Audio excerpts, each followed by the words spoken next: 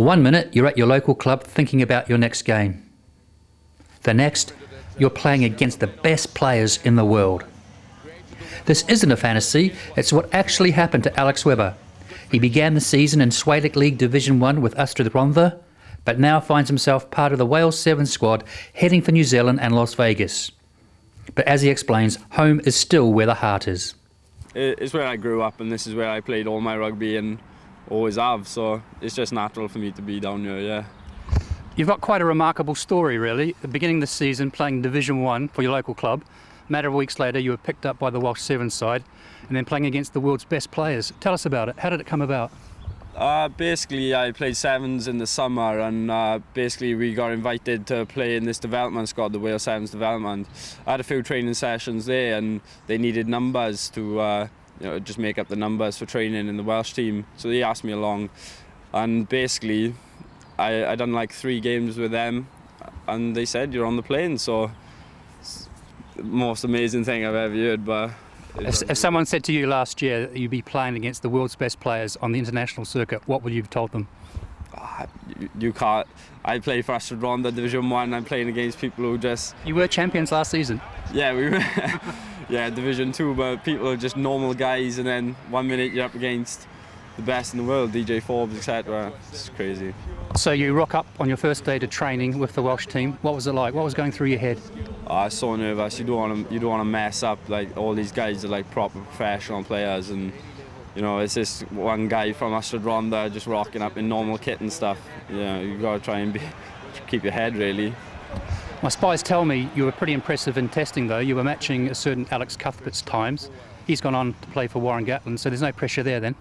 Yeah, no pressure. He's like one of the best wingers in the world now. But yeah, hopefully with the training with Wayne, Proctor and Dan, hopefully I might get to them levels one day. You're only 20, but you've already packed a heck of a lot into your career already. You've played rugby league, and you also travelled to the other side of the world to play rugby as a teenager. Why did you do that?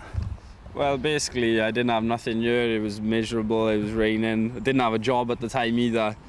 So it was just one of them things, like me and my friend just got on the internet and thought we're going to go away and play a bit of rugby in New Zealand, and that's what I did, and it was an awesome experience, really. You ended up in Greymouth on the west coast of the South Island. It's rugged both off the pitch and on the pitch. Yeah. Did you have to grow up pretty quickly there? Yeah, I had to grow up pretty quick. I had to live on my own, I had to do everything, I had to get up for work in the morning. It was a far cry from home. Like, my mother normally does everything for me, and the rugby was so tough. It was a real big wake-up call. What made it so tough? Well, obviously, as you know, the South Island don't take nothing easy, really, and I come back with stitches, I ripped my ear off. It weren't a nice place to play. But would you say that it was a great learning experience? Oh yeah, definitely. It's made me the player I am today. Yeah, definitely.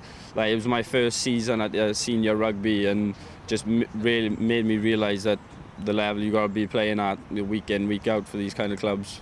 Most wingers obviously love scoring tries. What was it like to get off the mark in Dubai?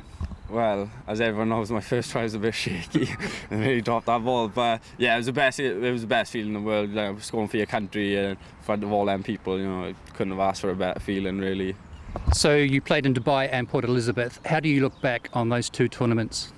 Yeah, I think they went all right for my first tournaments.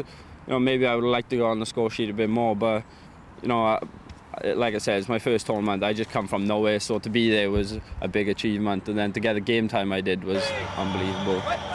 Things have happened pretty fast for you. Do you have to pinch yourself that it is actually happening?